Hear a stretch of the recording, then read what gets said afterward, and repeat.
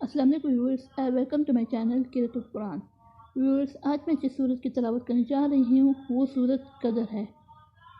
سورۃ قدر مکی صورت ہے، اس کی 5 آیات ہیں۔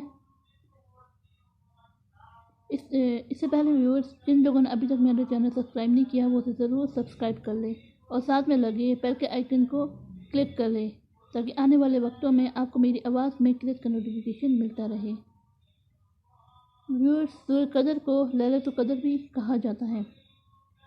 اس کی فضیلت ہے کہ یہ مہینہ جو تم پر آیا ہے یہ ایک ایسی رات ہے جو 1000 مہینوں سے بہتر ہے۔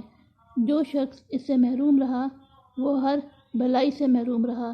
اس رات کی شہادت سے صرف بد نصیب کو ہی محروم کیا جاتا ہے، تو ہمیں چاہیے کہ ہم 27ویں کی رات کو نفل نماز کا اہتمام کریں کیونکہ اس میں ہر دعا قبول ہوتی ہے۔ تو آئیے اب سورۃ قدر کی تلاوت سماعت فرمائے۔